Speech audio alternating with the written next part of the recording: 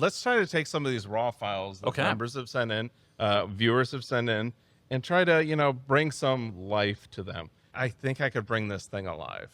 The one thing I like to do with aviation photos is maybe make them a little bit more aggressive with my crop. I'm wondering if I can't actually, I know it's going to bring it more towards the edge, but just tilt it a little bit more.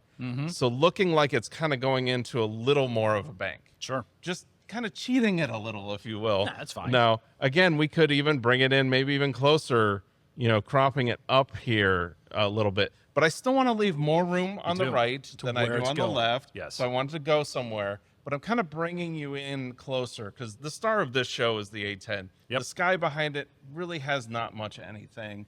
We're There's just going to not a want lot to to bring work out there. some life Right. into it, right? Yes. So I'd probably start there, which wasn't a drastic difference, but I leaned it a little bit more, brought it in a little bit closer, just so I'm bringing you closer to the A10. Next thing I'm going to want to mess around with is camera profile, right? Right now it's just in a neutral profile. For my work, I tend to go landscape with my profile, and it's because I usually shoot aviation, aerospace, wildlife, landscape, sports. All those, it's more about like the colors in the background. is. And I'm telling you, landscape kind of brings it out a little bit more. Now, I mean, that didn't do a huge job because, again, we don't have a lot of There's color not a in lot of color here. to work with. There's not a lot of stuff to work with, but it did open up a little bit in there. Next thing, I'm just going to try to hit this auto button because the auto button is actually pretty good about giving me a good baseline to start with. Oh, look at that. And you can see where the auto button did a good job about doing what this photo needed. It needed contrast and it needed some pop, right? But that's understandable. It's a raw file. Sure. It's always going to be like that. Yeah, I mean, that did like 70% of your work right there. So next thing I'm going to probably do is I'm going to set this white balance. I'm going to warm it up a little bit. Then I'm going to take out some of that green that starts going into it, right? So not a drastic change, but kind of giving it some warmth. I want some light in there. I would do globally to the photo. So what I'm going to do at this stage, because masking is so good, I'm going to work on the plane different than the background. Yes. I like to get the overall photo looking the way I want it. I'm going to cheat here and kind of bring the plane more out. And what I would do is I would go select subject, pop up the subject. That is so easy now. Yep. Boost in some shadows, maybe take the exposure up. And I'm just taking the exposure up just a tad. You take this too far and you will notice. Yeah. Right? But if you give like a quarter stop, a little punch to it, and then maybe do I want to warm it up just a little bit more, right? And then the pièce de résistance over here, I'm going to pop in some texture, maybe some clarity. Yes, the clarity. Yeah. Oh, look at that. Right? So now Already. the plane is kind of jumping out It from the is. background. But let's go one step further, right? Let's go over here. We're going to create a new mask, and I'm going to go select background. Boom. I mean, this works so well with planes. If you have the focus and it's diffused with the background. Now, I'm going to just do the opposite of what I just did. I'm going to take about a quarter stop out. Down, right. Just a little bit. I might, again, contrast it up a little. I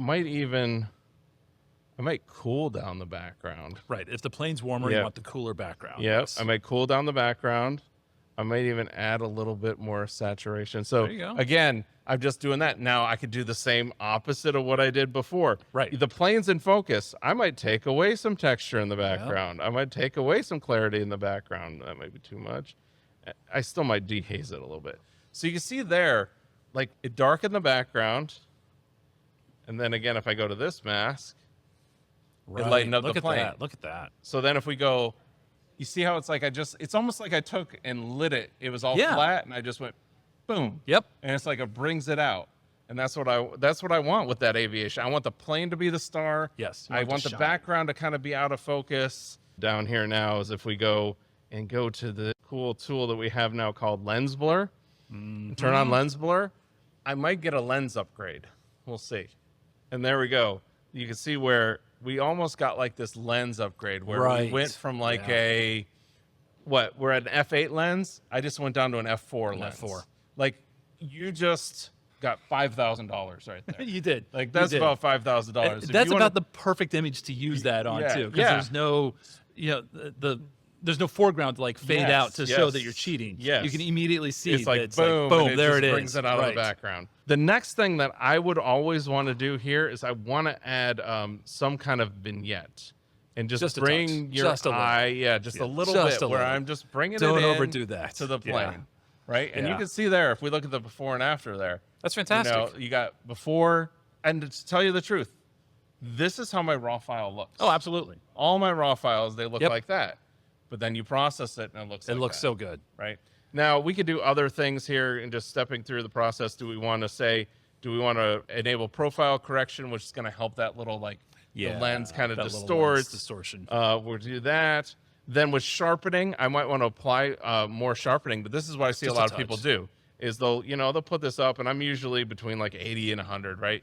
Yeah. But you're sharpening everything. Right. Just go down here to the masking, hit the Option key or Alt key. Right, there it is. And then drag to the right, and you see white reveals, black conceals. So Right. I only want to apply the sharpening mostly to the plane, Yes. right? Just to the edges of the plane. Maybe some of that background those clouds, details just in there. details. But now I'm only sharpening those edges. Yep. And again, if we really come in on this, right? When we come in, you'll see if we go before and after, you see how it's soft, it's out of focus, and then we grab that Boom. sharpening and it kind of blows up. Yeah, so that's what we want.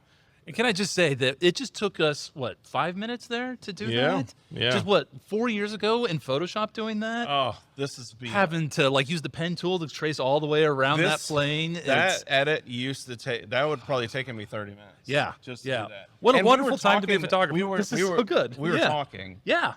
I usually could do that start to finish, and you're gonna see probably as I edit, that's pretty much my process. That is, like yeah. I might do a couple different things different, but that's pretty much a process. So if you want to check how I edit, that's pretty much how I edit. It's gonna be the same if I go wildlife. It's gonna be the same if I go sports. It's gonna be very similar to where we're gonna walk through those steps. But like you said, Kirk, I mean, it's a great time to be What alive a great time to be a photographer. with especially with Lightroom. And Absolutely. how easy it is. Yes. Because this used to be send it over to Photoshop and work on it Yep. forever.